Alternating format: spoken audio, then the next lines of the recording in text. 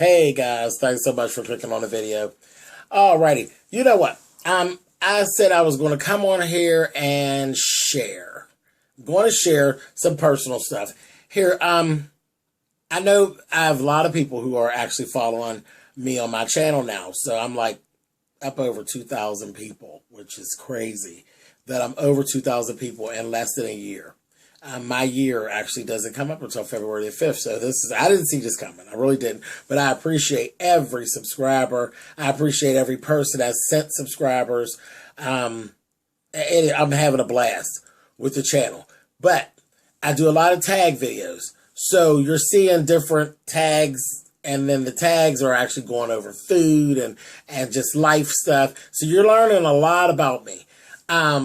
There's one thing about me that there's some questions out there about, and you all know that I make clothes, and I do hair, and all of this stuff, okay? I do all that stuff. But there's this one thing about me that some people have questions about, so I'm going to go ahead and address some of the questions now. I actually do female impersonation, drag, if you will, and it's not really a big deal. Never has been a big deal. But just some of the questions, I'm going to go ahead and clear up. Okay? So, one of the big ones, why? Why do you do drag? I do drag because I can. That's, I'm not being a smart ass. That is part of the answer, because I can. Everybody, and I know you've seen this, everybody doesn't do good drag. You know, there are people who do drag who have no business with their ass anywhere near a woman's shoe store, you know, or anywhere near a makeup counter at all. So that's part of it. I do drag because I can. My transformation is a good one. You know, I've been doing it too long. I don't need anybody to blow my horn and tell me good drag versus bad drag. I'm on the good drag side. So that's kind of the thing. I do it because I'm able to do it. You know, second part of that, there's a lot of money to be made in the art of female illusion. There's money. And that's always, my bottom line is always money. Now, I've never been one of those queens that actually kind of like just hang out and drag.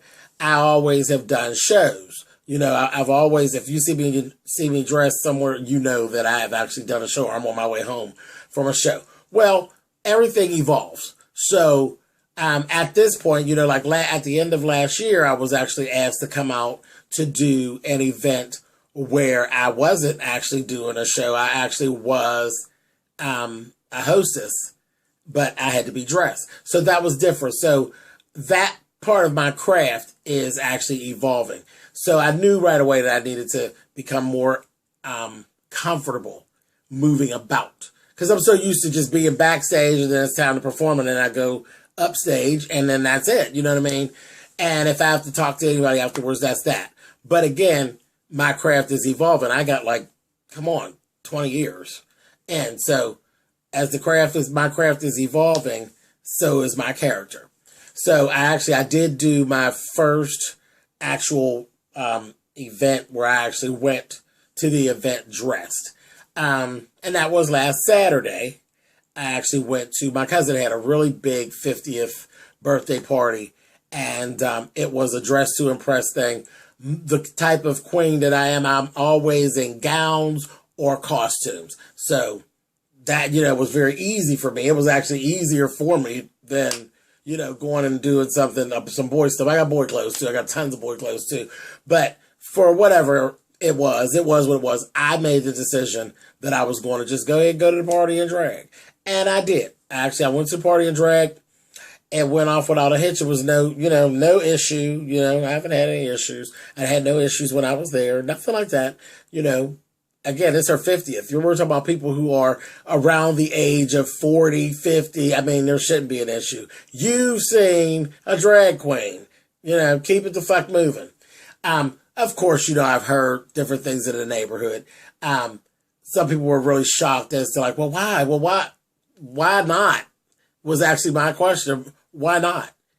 And I'm laughing because over half of the people in the room have all been to shows and seen me dressed. So why anybody even had any questions, I just didn't understand that. But, again, whatever. I've even heard that some people say, oh, I felt like that was disrespectful. But I guess that's another video for another time, isn't it? Had nothing to do with disrespect. It had to do with an outfit choice. And if you knew me, like really know me and were around me, if you've seen some of my outfits, child, I'll be gender bending so heavy at a point that all I needed was a damn wig. So again, it was really just an outfit choice. But anyway, the involvement of my character. I had a great time. I was down there at the party. Party was great. It was at our casino here in Pittsburgh. And that was, something, being in heels 5-6 hours. That's all, it all served its purpose. But whatever, I was very comfortable and I had a great time. So that's it. Why you do drag? Because I can. All right. How long? I started doing drag back in 93. And it's so funny because I never even considered it. And it's so funny because when you're dealing with your kids, sometimes you really should shut up. Like, just shut the fuck up and let them go. I remember at the time I was in Clarissa School of Fashion Design, and I was finishing up for my degree. Just about finishing up. And I met the first drag queen I ever met, which actually was Kiera Darshell from Pittsburgh. She's here in Pittsburgh. And we work together a lot now still. We actually became friends, and we've been friends for 20-something years now. And but she's the first queen that I ever met. And I met her. She was actually the reigning Miss Pittsburgh. It's a pageant. It was an old pageant, but Miss Pittsburgh pageant. She was the reigning. And I was doing some sewing for her. I was introduced to her by another friend, and I started doing some sewing for her. I wasn't 21 yet, so I really couldn't, I wasn't anywhere to meet anybody. So I wouldn't have met her unless somebody introduced me to her. So I was within months of turning 21, and I did a gown for her, and then I was able to get into the bar, and I was backstage the whole time. And then, I was able to see the performance, and it was just amazing. I was like, okay, this is cool. And I continued on, and I was making clothes for her. That was in 91, 91 going into 92. Okay. So, I never started, like I said, 93 is my time. I never started doing drag until 93. Well, that whole 2 years from 91, when I met Kiera and started sewing for Kiera, up to 93, I had started meeting other queens, and I was doing other jobs for other queens. There was just other, queens would come and they wanted different things. I was living at home at the time. So they wanted different clothes, and I'm making clothes back and forth for folks. And I actually even did a wedding. I did a gay wedding back before it was even legalized, when they were basically just kind of mock ceremonies. And I actually I did go to the wedding, but I had done the bridal gown for this queen. Was a good friend, turned out to be a good friend of mine who has actually passed on. Tamika Lachey was her name. But I had did her gown. So in the midst of this, my grandmother, I lived with my grandmother. And my grandmother and different family members are always seeing these people coming through. And I'm like, okay, whatever. What are you making? I'm making, clothes, whatever. So my grandmother was on this thing of, she would just get to ranting. You can do anything you want to do and be the best of what you're going to be, and this, that, thing, and the other, but no high heel sneakers. That was her thing. No high heel sneakers. And it's funny because I think about no daggone drag. I was doing what I was doing. Remember, with me, it's this, honey. So I'm like, yeah, come on, I'm making this money. Had no idea about anything like that. Cared less about it. I knew what drag queens were. I seen them on TV, but I had no interest in doing drag. So she beat that horse and beat that horse and beat that horse. And I laugh and I say to this day, she probably helped to put it in my head. Because when your parents tell you don't do something, it's like a spotlight gets flashed on that thing. So I laughed. I said, oh, girls, you need to really stop, honey. And would be ignoring. I'm like, girl, ain't nobody think about no goddamn drag going on somewhere. Child. So then I had a friend that lived across town. And his name is James as well. James Kissy. And he would always beg me. Oh, because there was like, once I became friends with this group of folks, there was like a whole different group of folks. There was a lot of them that actually did drag. And they're like, oh, well, come on, you should let us just paint your face just one time and see what you look like. Well, I was like, no, I'm not really interested. It's no real big deal because, one, I've always looked like my mother from the door, like to a fault. Like there's been times when I've actually driven my mother's car when I had my hair, I had hair and she had hair. I'm driving her car and people would tell her, oh, I've seen you, so forth and so on and so on. They didn't see her. They saw me. So, to be mistaken for a girl, that was common. That was common for me. I was a hairdresser. I did all kind of things with my hair, and it was any length.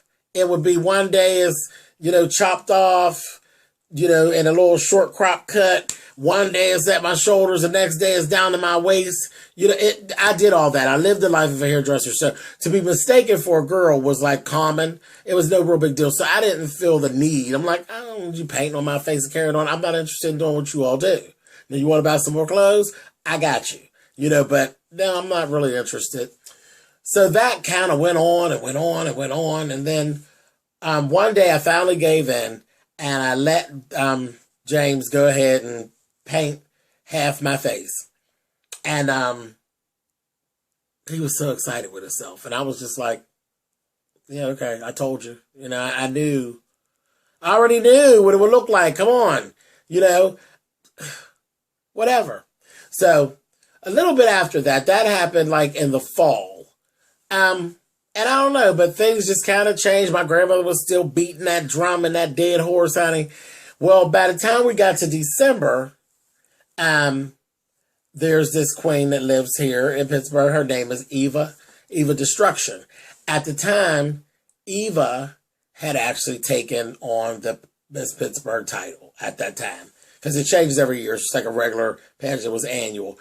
And at this time is 1993. And Eva has taken on the title. And I'm sorry, it's 1990. Yeah.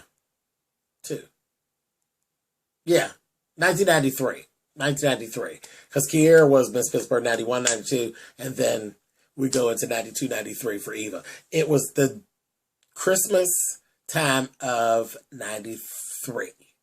And Eva, basically, we all would hang out at the bar all the time. So we all knew each other. And Eva would always say, I bet you are a pretty queen. Because we got into this whole conversation of who was all part of this little group that I was in.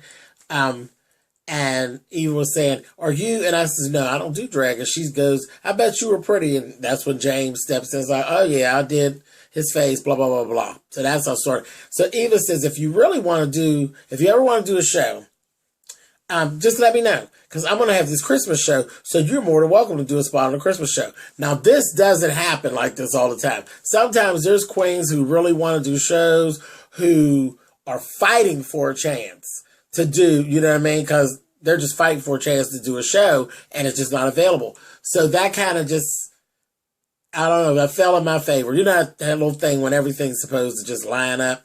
So I decided, okay, I'm going to come on out. I went ahead and I made myself an outfit and got everything together. And I went on and I did that show. I did the show and I was up on stage for all of 4 minutes, 4.5 minutes. And I was hooked. I was hooked from that day going forward. And then literally we moved on. Within a year, I began doing pageantry. Literally a little bit after that. So we're talking December. By the time we got to like May, I had already begun doing pageantry and I won my first pageant that May of 94. So, very, very interesting. And that's kind of how it all got started. That's how I got started doing drag. And then I started to see the money. You know, the money was always the thing. It was always that green line. It wasn't about, you know, it was about money. And I enjoyed what I was doing. I wasn't doing anything wrong. I walk in there and I leave out with hundreds of dollars. And I haven't sold any drugs or anything like that. Hey, it was what it was. So that leads me to another question. And this is the last question I'm going to actually answer about this. So that's kind of the origins of where I started drag. Okay. So, do you want to be a woman? Which is the most ridiculous. Doing the art of female impersonation has nothing to do with wanting to be a woman. It has nothing to do with that. And that's one of the biggest misconceptions that people have. Again, this is a job. It's a job. You know, other than like when I made at my cousin's party, that was an outfit choice. Okay. Again, one of those times when I did it because I wanted to. I can. That's why I went to the party and drag, because I fucking can. But as far as drag itself, literally impersonating female, that is really, it's a job. It's about money. It's money, it's networking, hand in hand. Money, networking, hand in hand. Now, wanting to be a woman, that's a whole nother thing. That's a whole nother piece of the gay life of the LGBT community. They are, it's very offensive when someone is comparing a transgender person to a person who does drag. That's offensive for them. That's a life choice. They actually are wanting to be a woman or feel as though they're a woman trapped in a man's body or what have you, but they're making a life choice. It's not a career choice. It's not an outfit choice. It's a life choice. There's a big difference. I've never wanted to be a woman. I don't want to be a woman. I'm fine being James, but I'm absolutely great being Milan Trezor whenever I feel like it. So there's the answer to that. So, just a little bit. Like I said, I'll just share a little bit. If you guys have any more questions, if you have more questions and stuff about it, you can actually leave the questions down in the comments and I'll address the questions. But again, I just wanted to kind of, because I know you'll see different things flash up and you'll see me in and out and that kind of thing.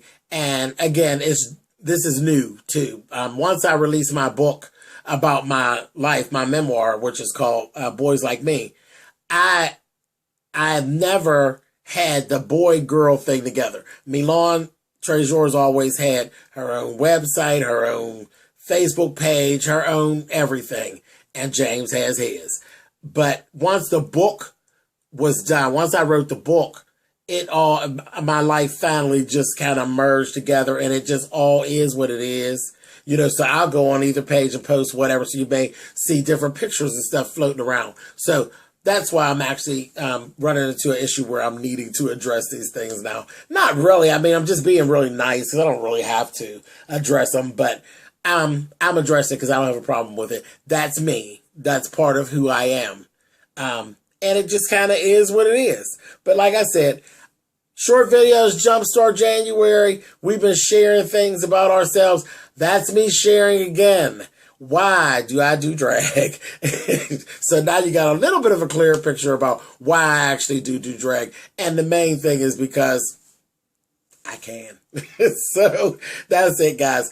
Like I said, if you have more questions or comments, you can leave them down in the comment section and I'll get back to you guys. All right, so you can thumbs up or thumbs down the video. You guys know how that works. Thank you very much. Keep looking at hashtag Jumpstart January. Even once we go into February, guys, make sure you go back and see all of those Jumpstart January videos if you have not seen them, because we have put in a lot of work to get those videos out there for you. All right, guys, enjoy. Bye-bye, guys.